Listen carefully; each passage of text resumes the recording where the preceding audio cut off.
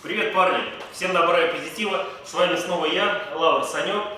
Сегодня мы получили от одного из наших клиентов другого города посылочку. ГРМ, уставший ГРМ Double One, 754 мотор, Е53 кузов, X5. Онлайн режиме отремонтируем этот узел и осветим в процессе какие-нибудь тонкости ремонта. Поехали!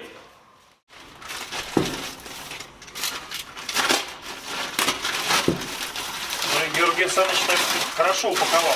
Видно, волнуется за свои ванусы, прям переживает. Это прям матрешка. Упаковка упаковки. Тут еще и прямо в тряпочках. Ой-ой-ой, интересно. Вот, собственно, вот он наш красавец. Ванос Double Vanoss, 54 мотор. Сейчас мы его в первую очередь, да, он так вот грязненький, конечно. Прежде чем лезть туда внутрь, мы, наверное, его все-таки помоем хорошенько в кислоте. Прошу обратить внимание, что наш Георгий Александрович упаковал на ваносы в свои любимые ритузы. Вот они такие вот, прикольно. Вот кто бы, как не любящий Георгий Александрович, сделал подобное своей запчастюлькой для BMW, а? Кто, если бы не он? Так, аккуратненько упакуем и себе оставим на память. Абра волшебные ритузы Саныча Кадабра!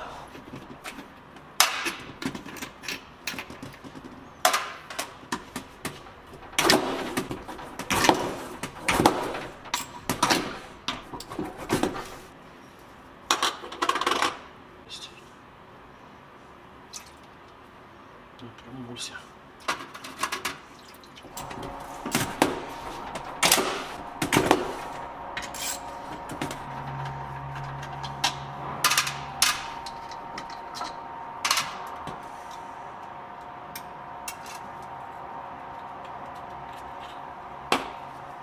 Что я могу сказать по поводу данного узла? В принципе, он достаточно такой живенький, бодренький. Вот, если вот приглядеться, то что видно, что цилиндрическая поверхность, как вот здесь вот можно вот так вот, цилиндрическая поверхность достаточно живая, не затертая, вот свет неправильно падает, не видно. Единственное, правда, что меня смущает, то что поршни, они прям такие, прям вообще, вот прям падают. Прям, видать, что шизгарили хорошо так. Нет, но тем не менее, это все живое, ничего как бы не умерло. Вот, просто просели очень сильно колечки. Хотя с виду они очень достаточно такие живые. И у меня есть такое маленькое подозрение, что это уже не оригинальные кольца, это BSA Systems уже. Это ремкомплектные кольца. Вот, мы сейчас, в принципе, скроем и посмотрим. Если там черное колечко, вот, значит, это еще оригинальные кольца, так сохранились хорошо. Если же там коричневое колечко, значит, уже это BSA Systems здесь стоит. Так, что касательно самих поршней, точнее, по поршню подшипника Vanoss, то видно, что он уже достаточно так подуставший, и, скорее всего, скоро бы он, наверное, уже вот прям вот-вот и начал бы шуметь потихонечку. Потому что люфт такой уже, скажем так, чуть больше нормы. Вот. Ну, сейчас, в общем, скроем, посмотрим, поменяем кольца, поставим ремкомплектное проставочное кольцо. Вот, фокус этого кольца, кто, наверное, не знает, но хотя многие знают, в чем его фокус. Он уже, то есть по плоскости он примерно на 0,02 меньше. И по внутреннему диаметру он также на 1 меньше. То бишь уже. Что у нас получается? То есть у нас получается как бы поджим подшипника по плоскости и по диагонали. Как бы так. Вскрываем поршень. Так, металлическую пластину берем. У нас есть посерьезнее аппарат. Такой интересный специнструментик. Чтобы не насиловать наши поршенечки. Вот в зубе раз, если проваливается, все на месте.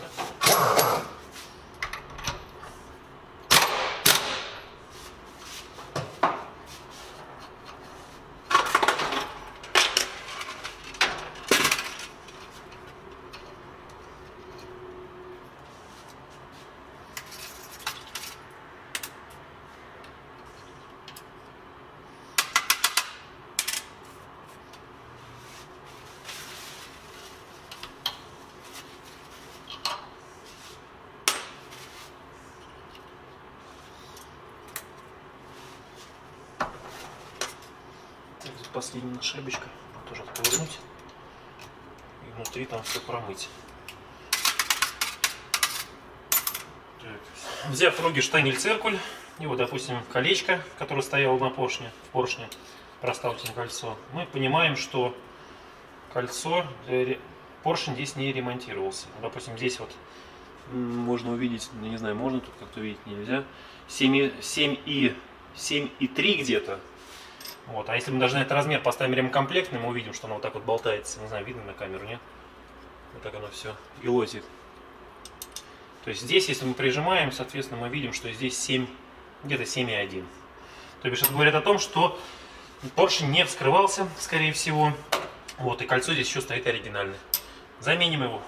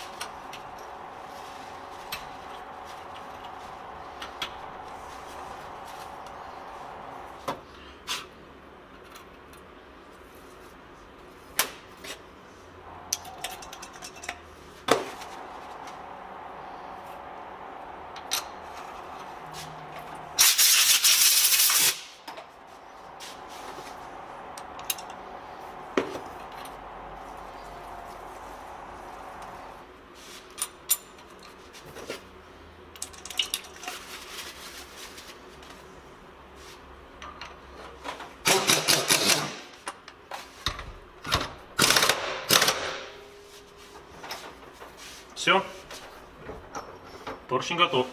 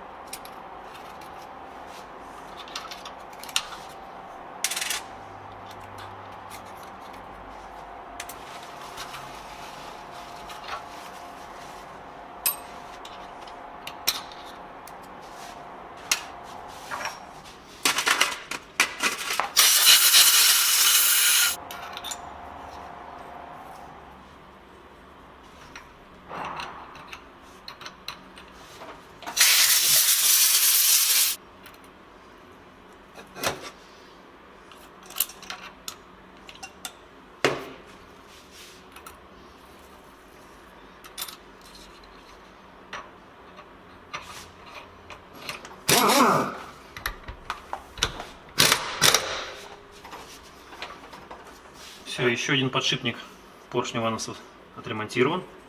Все, теперь люфтца вообще нет никакого. Ну, чуть-чуть маленький, прям мини-маленький. Ну, отлично, все. Меняем теперь витон-тефлоновые кольца. Для этого тефлон сначала бросим в горячую воду, чтобы немножко размяк. Минут так на 10. Так, а сами пока надкусываем тефлоновые колечки. Так,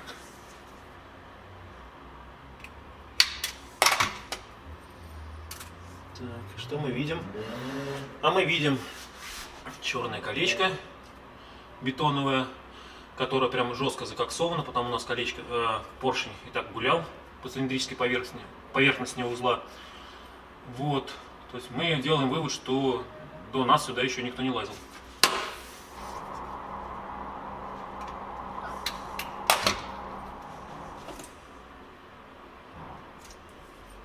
Валяется собака, а? Иди сюда. Вкусываем когда-то резиновые колечки.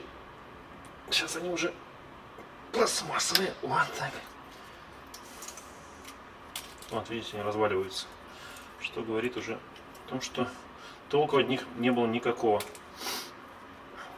Так, что-то не вытаскивается. Все ломается. Так, все. Высвободили поршень от старых колец.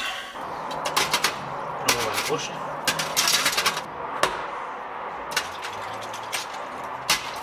Баночки с бензином калоша. Надеваем бетонные колечки.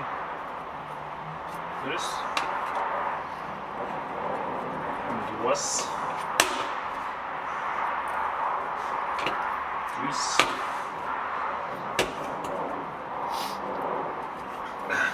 Вуаля. Также меняем витоновые кольца на заглушках призонных болтов. Поршнем.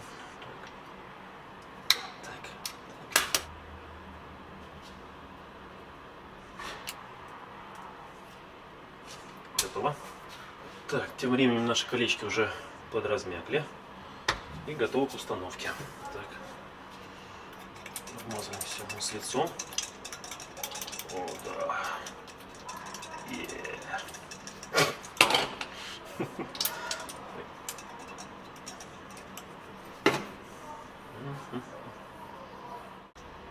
Ох, горяченькая. Давайте с больших начнем. Ну и натягиваем тефлоновые кольца на поршне, как тузик, грелку. Так, так аккуратненько уплотняем, подводим и аккуратненько так натягиваем. Вот так, раз, все, сел, первый. Сейчас мы все равно будем просаживать, одевать на узел и смотреть, как они садятся. Так, все, второй. Ох, как горячо-то. Ей-ей-ей.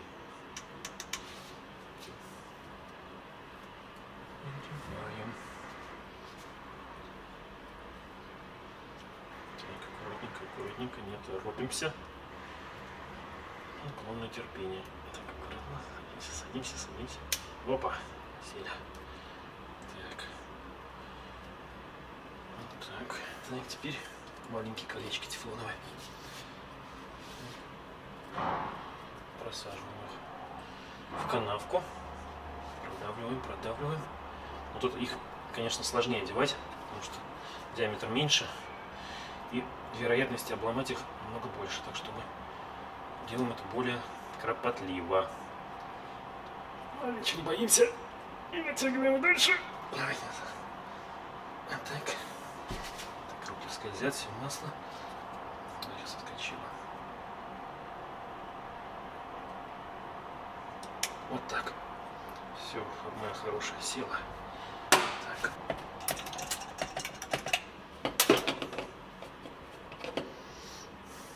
Тихонечко проминаем, поднатягиваем. Аккуратненько одеваем. Все. Все, тефлоновые кольца на своих местах. Теперь можем одевать поршни обратно в узел. В качестве профилактики открутим электромагнитные клапана здесь и здесь. Впуск и выпуск. И промоем их.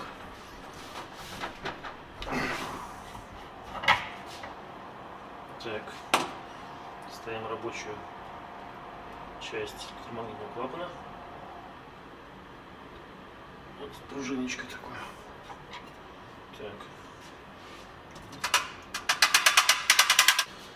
Так, то был впускной электромагнитный клапан. Теперь зажимаем тиски и откручиваем выпускной электромагнитный клапан, чтобы промыть внутренние элементы, чтобы промыть сам клапан и внутренние каналы.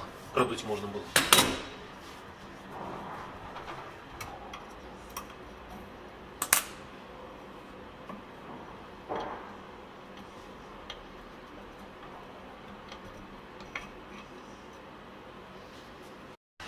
В общем, не зря мы открутили электромагнитные клапана, потому что в рабочем корпусе внутри там вот всякой вот какашки очень много. Не знаю, попробуй там. Нет, наверное, не видно будет, но... В общем, там всякий кокс и всякого рода ерунда какая-то. В общем, сейчас мы это все промоем и оденем, и закрутим обратно.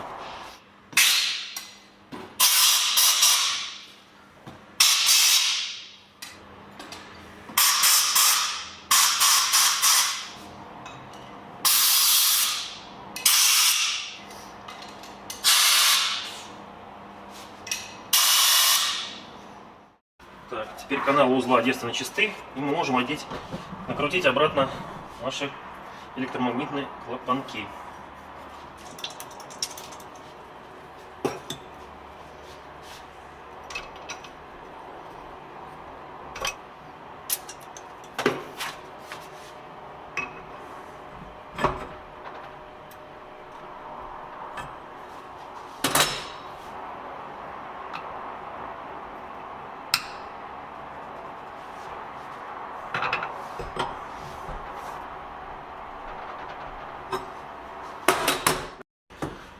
Теперь нам осталось внедрить поршни обратно в узел, ну и закрутить крышкой. И в принципе все готово. Единственное, перед установкой нам нужно иметь в виду, что теперь у нас новые Витон тефлоновые колечки. Вот, и теперь они так просто у нас вот туда не залезут. Вот, потому что, соответственно, они новые, уплотнение теперь нормальное. Вот, ну и, соответственно, перед установкой нам их нужно немножко как бы вот осадить, посадить на свои посадочные места. Что мы для этого делаем? Мы как бы их так вот кривенько туда запихиваем аккуратненько. Вот так раз. Вот, мы их запихнули. Вот они как бы чуть-чуть туда просели. Все, теперь они как бы вот сидят. Вот, это, скажем, такая маленькая репетиция перед установкой вместе с крышкой. Вот, мы теперь вытаскиваем аккуратненько. Вот так теперь уже аккуратно, спокойно не вытащишь. Так, нет, вот все, удалось. Все, теперь у нас как бы вот колечко просадилось. Чуть-чуть оно село на свое место. Теперь нам нужно сделать то же самое с маленьким диаметром. Смазываем все. Не забываем все смазывать. Вот с лицо рулит. О. Так. Что мы делаем? Теперь мы то же самое делаем с маленьким колечком. Мы его как бы чуть-чуть аккуратненько просаживаем туда. Уговариваем. Ну давай, ну пожалуйста. Ну давай уже. Войди. Войди туда. Все, пошло. Нет, так аккуратненько. Все. Так, теперь мы так вот покрутим это, чтобы это у нас село аккуратненько. Все. Теперь вытаскиваем, и теперь мы сделали контрольные, скажем так, поджимы. Теперь мы можем с уверенностью, что у нас ничего не закусит, тефлоновые кольца не закусятся, мы теперь оденем это все внутрь. Тили-тили, тролливали, это мы не проходили, это нам не задавали. Таран-тан-тан, таран-тан-тан. Антошка, Антошка, пойдем копать картошку. Антошка, Антошка, пойдем копать картошку. Тири-тири, тири-тири, тролливали, тири-тири. Снег кружится, летает, летает, и поземкою клубя заметает зима, заметает все, что было до тебя. Вот так. Так. Ставим пружинку. Так, и продолжаем. Яблоки на снегу, яблоки на снегу, яблоки на снегу, яблоки на снегу. Ай, что ж вы со мною сделали? Яблочки на снегу. Так, давай, крошка. Вот так вот.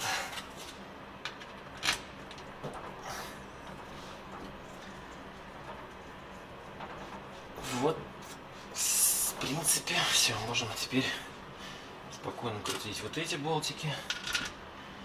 Ну и, собственно, все. Ну, финишировали, ребят.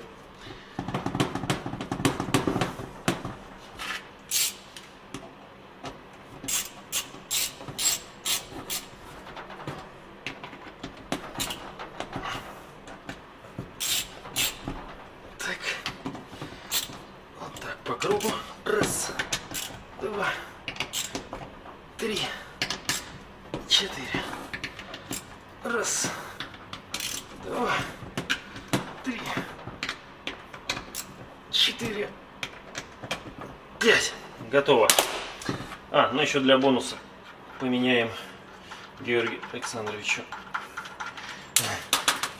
колечки напорного шланга.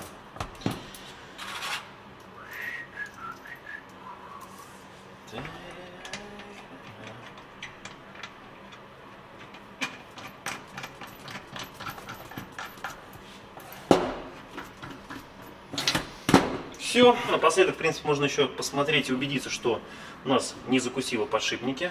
Люфта теперь больше здесь уже нет. Вот.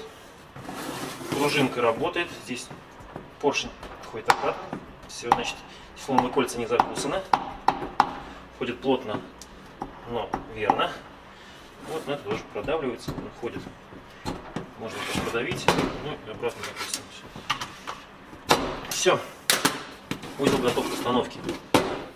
Вот, в принципе, и все, друзья. Надеюсь, эта видео была вам полезна. Кому понравилось, ставьте лайки. Кому не понравилось, в общем, всех люблю, обнимаю. Пока-пока.